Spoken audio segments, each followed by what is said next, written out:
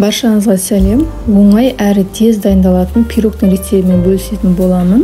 Және де таразыны, яғни весиді қажет етпейтін көз мөлшерімен ақ істесеңіз идеальный шығатын пирогтың рецебті. Осыны жасап көруге кеңес беремін.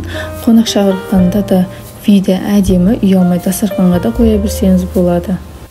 Пирогымызды бастамас бұрын астында подписаться батырмасын басып тіркеліп алыңыз. Видео ұнап жатса лайк басып, өз пікіріңізді қалдыра кетіңіз. Енді пирогымызды бастаймыз. Електен өткізіліп алған ұнымызға обязательно електен өткізілуі керек, өйткені тесто жұмсақ әдемі шығады. Сахарымызды қосып, бөлме температурасындағы маргаринімізді қосамыз. Қандай процент болса да бола береді. Оның үстіне шым-шым тұзымыз бен разрыхлителімізді қосып, араластырып аламыз. Осылай бір-бірімен араластырған кезде крошка дайын болады. Әлі қамыр дайын болмайды, крошка дайын болады. Үгітілмелі, міне осындай. Одан кейін жұмыртқа мен қаймақты қосып қамыр илейтін боламыз.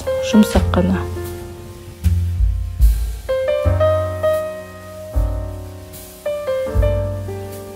Осылай илей берсеңіз, өзі бір қалыпқа келетін болады.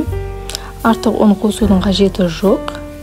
Ұны көп болып кетсе, тестаңыз қатты болып, піскен кезде де қатты болып қалады. Осы дайын болған тестаны холодильникке салып қоямыз 15-20 минутқа. Одан кейін осындай формаға ұн сеуіп, қолымыздың көмегімен жайып шығамыз. Менде бұл 22 диаметрлік форма. Тестасы қалыңдау болған, себебі балдарым тестасы қалыңдау болған жақсы көреді. Егер тестасын жұқа қылып істеймін десеңіздер, сондай қаласаңыздар, тестаның қалғанын морозилкаға салып қойсаңыз ештеңе етпейді. Келесі жол басқа пирогқа қолданып жүрсеңіздер де болады, немесе сол бөліктерін бөлек-бөлек кусок-кусок қылып печенье қылып істеп жүрсеңіздер болады. Енді қызып тұрған духовкада 180-190 градуста беті қызарғанша пісіріп аламыз. Пісіп шыққаннан кейін ыстық күйінде формадан шешіп алмаңыздар, өйткені тестасы формаға жабысып қалуы мүмкін. Суығаннан кейін шешіп алсаңыздар, әдемі алынатын болады. Енді бетін әрлейтін боламыз. Кәдімгі вареный сгущенканы жағып шығамыз, барлық жеріне бірдей етіп.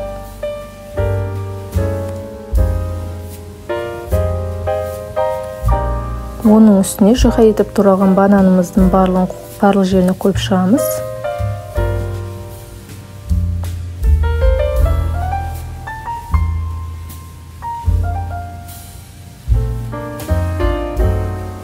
Енді бетіндегі кремін дайындайтын боламыз.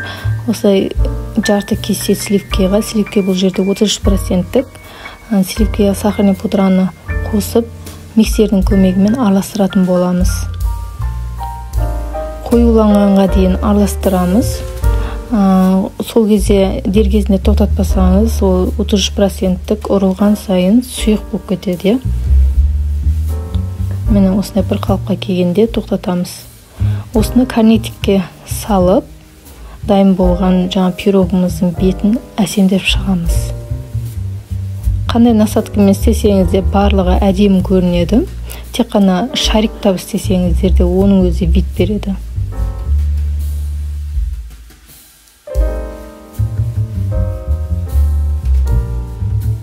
Мен осылай ортасын ашық қалдырдым, мандаринмен әсемдеп шығамын деп. Бұл жерде мандариннің ортасындағы банан.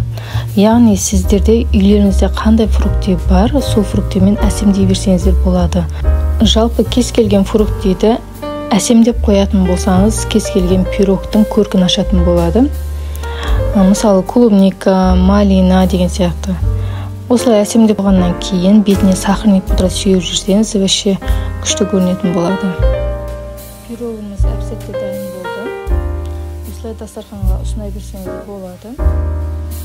Міндетті түрде жасап көріңіздер, весисіз ақ ойдағыдай шығатын пирог ас болсын.